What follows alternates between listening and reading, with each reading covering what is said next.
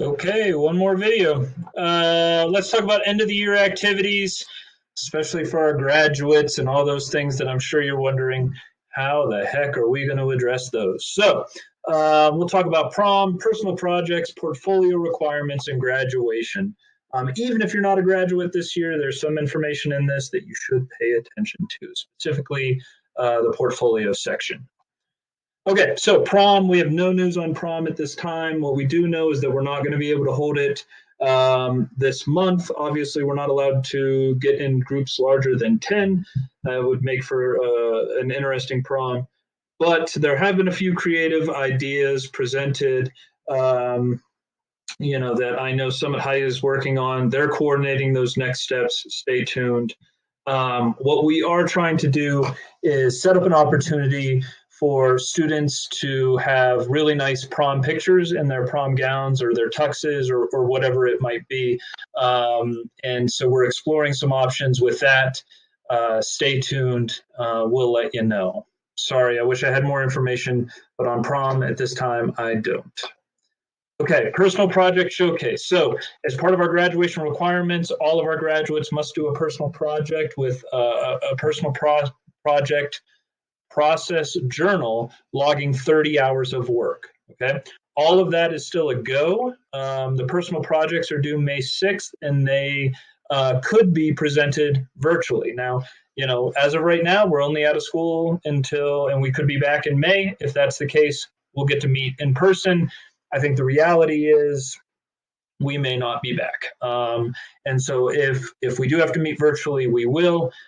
Jen's been checking in with our graduates on their personal projects. It sounds like everybody's cruising, and most are nearly done, so that's awesome. Keep in mind, graduates, please keep in mind what we are grading, what we are looking at is not how great your final product is. It's the process of learning, and it's your personal project reflection journal. Each time you work on your project, you should be keeping that log of here's what I did, here's what I learned, here's how it's going, things like that. Okay, and then most importantly, kind of the theme of this whole video and everything we've done since distance learning starts is, hey, if you need support, if this right now and all the situation going on with COVID-19 is impacting your ability to do your personal project, you have to communicate that.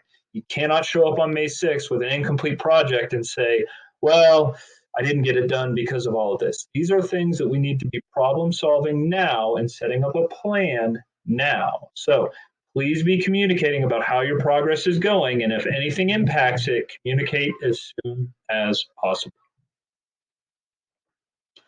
Okay, portfolios.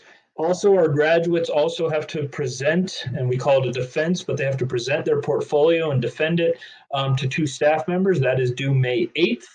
And if we're not back in school, we'll be able to do those presentations virtually. We did adjust the portfolio requirements. So for Friday activities for 2019-2020, you need 12 instead of 18. For community service this year, 2019-2020, you only need 6 hours instead of 10.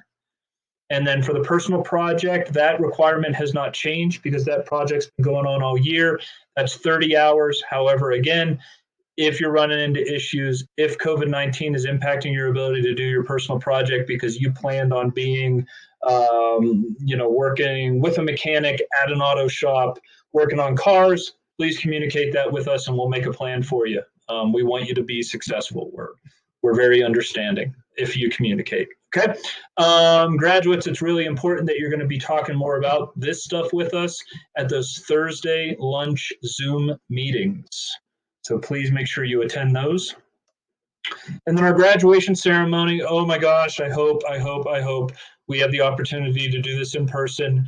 However, the reality is we might not. At least we wouldn't have that opportunity on May 21st. As of right now, we're still scheduled for May 21st, 5 p.m. at the Dillon Amphitheater.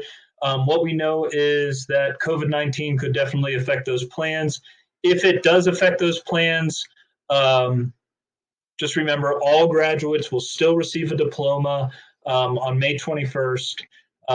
still be eligible to go on to college and do all those great things.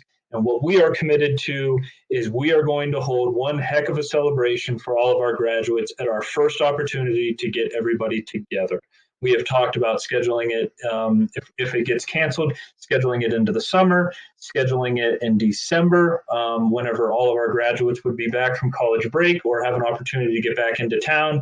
But what we know is we are, without a doubt, going to have an amazing graduation ceremony as soon as we can. We'll keep you in communication with what those dates and what that plan looks like. We'll be getting your feedback about when you think would be the best time for us to do that if it gets canceled in May. And we're going to put together a heck of a plan. This is something that is extremely important to us and extremely special, is that we recognize the amazing accomplishments of our Yeti graduates, and we commit to doing that. Okay, I think those are all the videos that I'm going to record tonight. I think that's everything I have. Hopefully that gave you a really thorough explanation as to everything that's going on, those big topics that are going on, which is, hey, you know what, we got spring break. When we come back, we have orientation. We're going to be delivering new content. We're going to have some Zoom meetings and opportunities for check-in. Graduates, there's a plan put into these videos. And, just stay in contact with us. Let us know if you have any questions. And most importantly, take care of yourselves, take care of each other, reach out if you need any help. And we love you, Yetis. Be well.